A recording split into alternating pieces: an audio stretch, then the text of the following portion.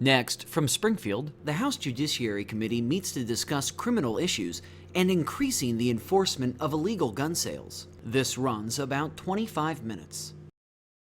It's become abundantly clear that the gun violence in the city of Chicago and other parts of the state has sadly taken on a national, international attention. The first quarter, just speaking of Chicago only, first quarter of 2016, there were 141 murders in the city of Chicago, up from 82 murders at this time last year. Shootings surged from 677 from 350 a year ago at this time. The city's on track for about 500 murders and over 3,000 shootings by the time this calendar year is over. The Chicago Police Department, I just read recently, has made it very clear that the increase stems from gang members using illegally acquired guns. Real simple, gang members using illegally acquired guns. So folks, we need to do our part. And today I offer House Bill 6303. It creates the offense of firearm trafficking. The bill will target straw purchasers who have not been issued a current valid FOID card, who will leave the state, purchase a firearm, and bring it back with the intent to sell that firearm illegally. And this is from the state's attorney of Cook County. The way that the bill has been presented, that if the offense of someone who does intentionally bring that firearm into the state of Illinois, if it's strictly the firearm or firearm ammunition, it's a Class 1 probationable offense. However, if that gun is loaded, it is a Class 1 non-probationable offense, punishable from 4 to 15 years. It turns into a Class X offense if the individual who has been arrested and has meets the statutory definitions would be subject to a Class X with a previous conviction for firearms trafficking, gun running, or a UUW. So Brandon Nemec from the State's Attorney's Office, perhaps you want to provide some of your wisdom of why we're here. House Bill 6303, as Leader Durkin pointed out, is specifically targeted at the source of illegal firearms that are coming into Illinois at a staggering rate. I'm going to share some statistics with you that are based on a University of Chicago crime lab study that was recently used in Sheriff Dart, who's here in attendance today, in a gun violence task force. From 2001 to 2010, the University of Chicago Crime Lab did an analysis of all of the firearms that were illegally recovered in Chicago, either recovered at a crime scene or taken from a person who's unlawfully able to possess that firearm.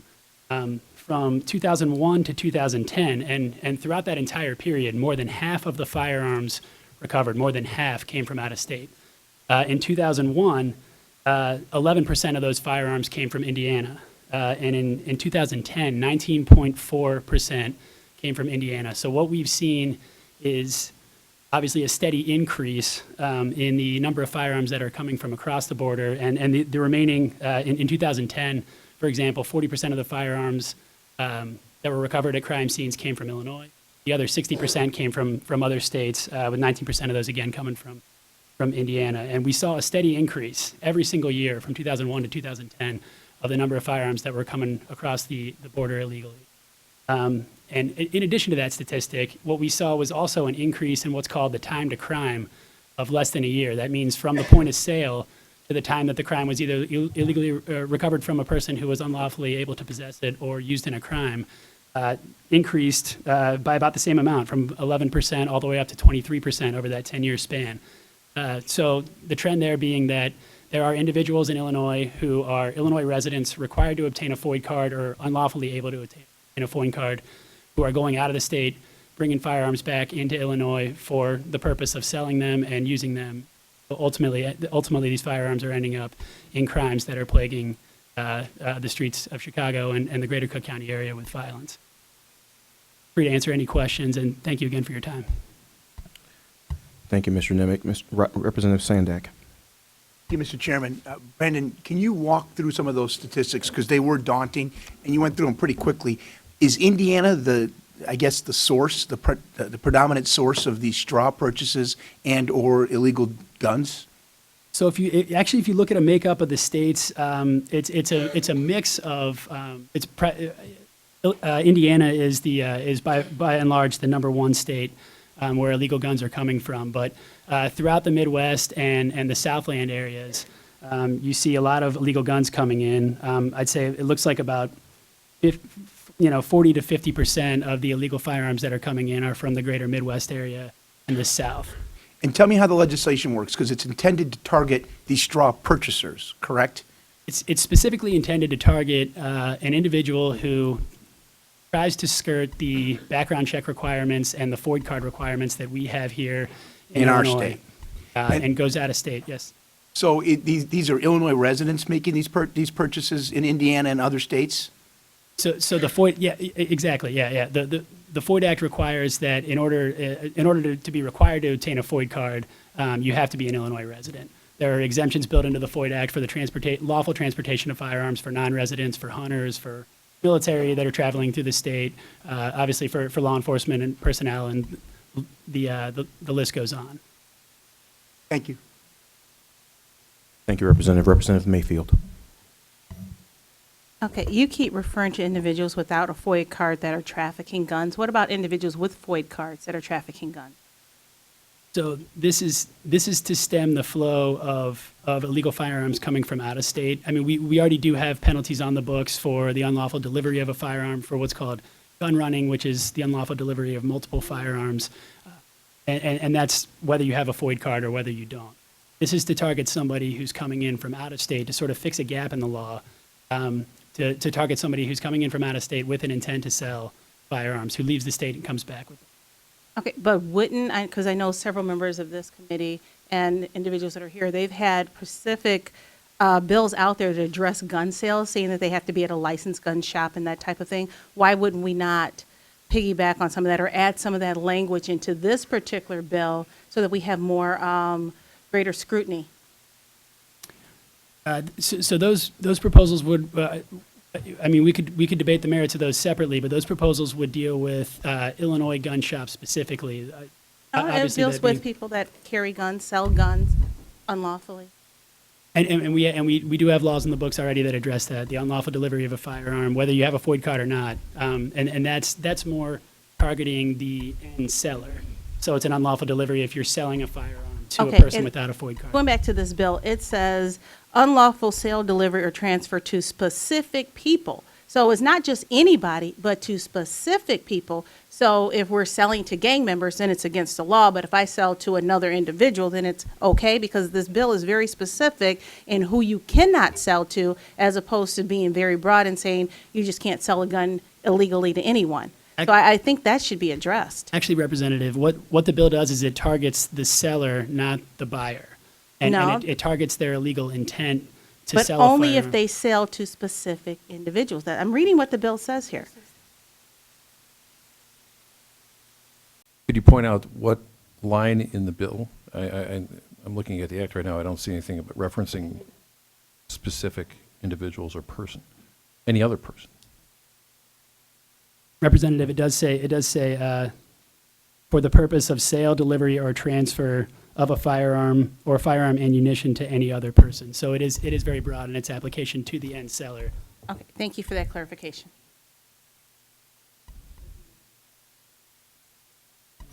Thank you, Representative. Representative Mitchell. Thank you, Mr. Chairman. Leader Durkin, thanks for bringing this bill forward. I think some of the stuff Rita was saying, I think a lot of us have been working on gun running stuff for a while and would love to see kind of more bipartisan cooperation on some of this stuff, but I think this is an excellent first step.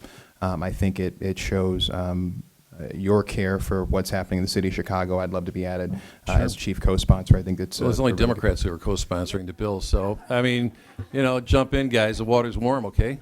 Well, I appreciate Republicans, all right? Representative Sandick said really nice things. I'm sure he's eager to jump in as well. Yeah, I know that smirk also, so. This is a start. I mean, good questions always come up in this committee, and I always appreciate the committee and the thoughtful comments and process about how we address something which is ongoing, it's generational, about the issue of gun violence. And I wish I had an easy answer to it. One step at a time. This bill that I think at least helps part of it, and the biggest problem we have in the city of Chicago, and I emphasized that earlier, is the gang members who are using firearms that were purchased illegally. This is what this is about. They're the ones who are causing the problems in Chicago. It's not a gentleman's duel that's going on. This is absolute horrible gun violence, gang violence that is havocing the state of Illinois, particularly the city of Chicago. Thank you, Representative. Representative Lilly. Thank you, Mr. Chairman. Question, the sale of the guns by minors, is that addressed in here? No, so the penalty is targeting the seller of the firearm, and so it makes no mention of age in the actual law. The statute would be applied if it's a minor that's engaged in the sale, they'll be referred to the juvenile court system and prosecuted under the Juvenile Court Act. I think you should put that in the, I didn't read the whole. If we did that, we'd have to change the whole criminal code in the state and specifically state that if a juvenile is convicted of it, I think I appreciate your question, but it's understood that if there's a juvenile who's not part of the automatic transfer or in those special categories, that they would be under the auspices of the juvenile court. And that is a jurisdiction It'll happen for by- those types of offenses. It'll happen by operation of law, Representative Lilly. Okay, thank you. Thank you, Representative Lilly. I'm actually, I don't see Ms. Bennett here. I'd be interested to hear from, oh, Ben's here. Okay, Ben's there.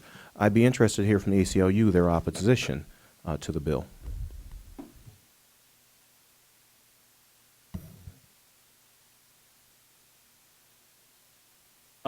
We certainly wouldn't take issue with the fact that the traffic of illegal guns is a problem and that that gun violence is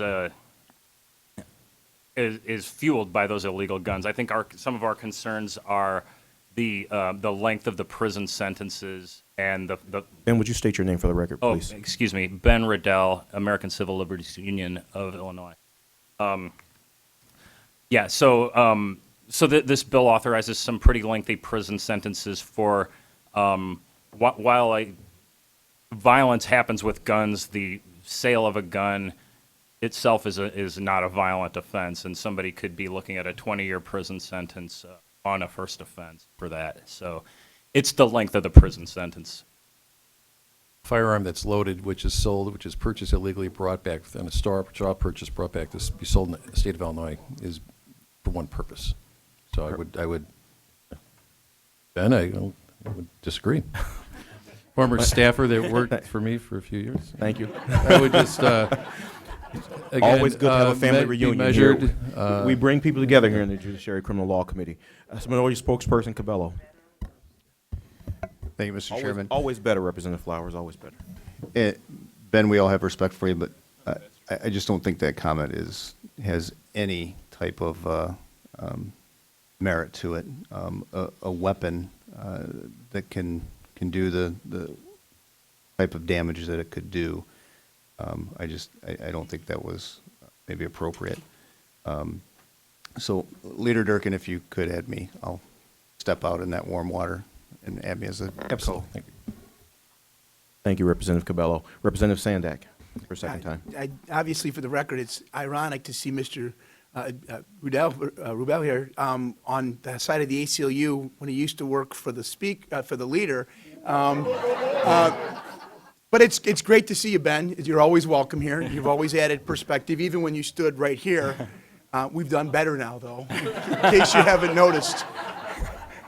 No, it's good to see you here. I want to make sure I understand the ACLU's position. Is it only because of the years, the sentence, that you object, not to the merit of the bill, but the sentencing component? Yeah, that's accurate. All right, so take the sentencing out. You think the propriety of the bill makes sense? Sure. Okay. That I appreciate that. So we have a fine distinction in severity, essentially, right? Okay. So again, you support the basic concept and elements of the bill. Just you think it goes too far when it comes to the penalty. That's accurate. Fair enough. Thank you. But just under A1, it is a probationable offense, that first offense, when it is a firearm or firearm ammunition. If it is the firearm is loaded, then it becomes non-probationable. And it's a second-time offense, which is 4 to 15. minimum 4, maximum 15. The X is 6 to 30. That is only for the second time. If a person who hasn't learned their lesson from the first time, from either whether it's gun running or UUW, other felony gun offense, which we have placed in our state laws. Thank you, Leah. Representative Lilly for a second time. Thank you, Mr. Chairman, for a second time. Can you explain their concerns a little bit more? Because I agree, 8 to 40 years, that's a span. So why are we proposing that type of imprisonment? That is for the second time offenders, a Class X, and Brandon, I've been out of the loop a little bit, but it's a 6 to 30, if I'm correct. Is the X still the minimum 6? I think I could be mistaken. it's a 6 to 30-year sentence for the Class X. It's an extendable 4 to 20, if I'm recalling correctly, for the first-time offender. But I do just want to point out, and hopefully, I know this is Extendable means that there's there's circumstances that are unique to the case which call and cry for a lengthier sentence. That is a very rare situation where there is what we refer to as extended term sentencing in Illinois, which it's only in the worst of cases, and it's not used frequently. And I think that that's where the misconception is about the length of the term. But again, this still is, for the first-time offense, it is a probationable offense if it is a firearm or a munition. But if the firearm is loaded, then it turns into the Class 1 non-offense, which is a minimum 4 years. So how often, I'm sorry. I was just going to, just to dovetail that, this is an incredibly high burden to meet. We're going to have to prove three elements, not only that the individual did not have a valid FOID card and was required to have one or was ineligible for a FOID card, but that they crossed state lines, purchased the firearm out of state, so we'll have to get sale records, and then that indicia of intent, that intent to sell, is going to be a very, very high burden where we're going to have to either get most likely a confession or likely a statement from a third party in order to meet the burden. We don't anticipate that this is going to be an offense that's going to swell the prison population with hundreds of convictions. This is a targeted investigation where we're actually fortunate enough to meet the burden that's being imposed. One more question, and I appreciate the explanation, truly. This is my education here, so thank you.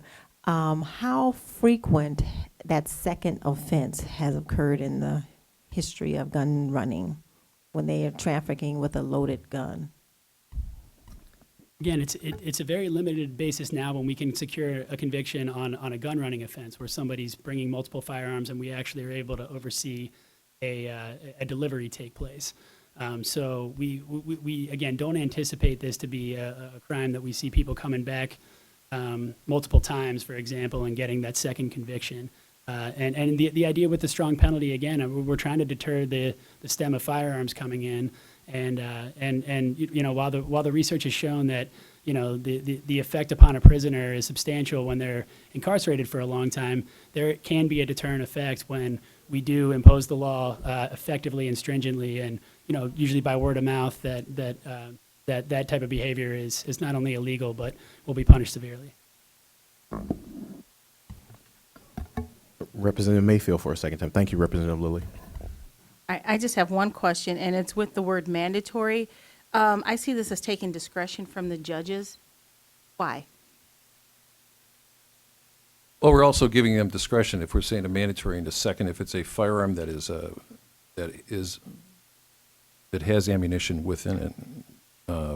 We do have, and we historically, that there are certain offenses that we believe require a minimal amount of incarceration. Now, the discretion is that the judge has broad discretion to determine the length of sentence upon conviction if the state has met their very high burden, as young Nemec has explained over here, to be able, for a very small group of individuals who've developed a cottage industry of leaving the state and bringing guns and destroying neighborhoods in the city of Chicago. So I still believe that there is discretion. There is discretion. We are not saying that by giving a broad, but it stays within the range of 4 to 15 for that offense where the firearm is fully loaded, or if it's a second offense, which is aggravated sentencing to a prior conviction of firearms trafficking, gun running, or UUW in the state of Illinois or another state, but we still have discretion for the courts to determine that length of sentence. We've offered, under the current statutory scheme, a minimum and a maximum that we do allow for judge to exercise some discretion. So I wouldn't say that we have taken discretion away from the judges, but it's up to this body, this legislature, to determine whether or not certain offenses we believe are so heinous that the only appropriate sentence upon the first-time conviction is a period of incarceration. And just by basis of comparison, we do have so right now, if an individual is caught with a loaded firearm and without a FOID card in illegal possession of a gun in Illinois, that's also a non-probationable offense. And that was why we wanted the language to mirror that if an individual is trafficking firearms that are loaded, that it would be non-probationable to mirror the same penalties that we already have. You have demographic information as far as, individuals that have already committed this crime? No, we do not. As it stands, we don't have this crime on the books, so I would be unable to tell you who we would foresee committing it. That if the law were to pass, we would be able to evaluate on a basis moving forward. Thank you, Representative Mayfield. Representative Turner. Thank you, Mr. Chairman. I understand some of the concerns by our members when you start to hear things along the lines of mandatory minimums, and that's something that concerned me when the bill was originally brought to me. But as Brandon Emick explained, and he explained well, the threshold in the language for this bill is so targeted. It's going after straw purchases, and everybody knows and understands the gun violence that we're dealing with in the city of Chicago specifically. But a huge part of that is the access to guns and how many guns are on the street and where they're coming from. And so we've kind of zeroed in on that, and this will give us an opportunity to specifically go after those straw purchasers and get it's already millions of guns on the street, start to deal with that sort of issue. But the fact that the threshold is so high and it's so targeted in terms of who they're going after and what burden they have to meet in proving that, look, this is actual straw purchasing, and that's all it's about, made me comfortable with it. So I'm a co-sponsor on the bill. I support the legislation because we have to do something about the gun violence in Chicago. Thank you, Leader Turner. Representative Cassidy. Thank you, Mr. Chairman. To follow up on that, and Brandon and John, when I was in the office, we had a gun trafficking and straw purchaser task force, and I can speak to the amount of effort, the number of people it takes to put together one of these cases, the amount of time that goes into it. This is a very high burden, and so I think that it is appropriate to look at what goes into getting these guys and what it's going to take, and the kinds of penalties that we need to do it right. So I thank you, Leader, for bringing this bill. Please put me on as a chief co if you can. And thank you guys for doing all this work. Thank you, Representative Cassidy. Ben, I know you were not intending to testify, so thank you for being a good sport and participating. Leader, thank you for bringing this. We appreciate you.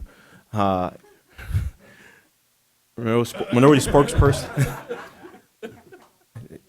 None of that, Leader Durkin. None of that. Representative Cabello moves due pass on House Bill 6303. Is there leave for attendance roll call? Seeing no objections, leave is granted on account of 15 members voting in favor, none voting opposed. House Bill 6303 will be favorably reported to the House.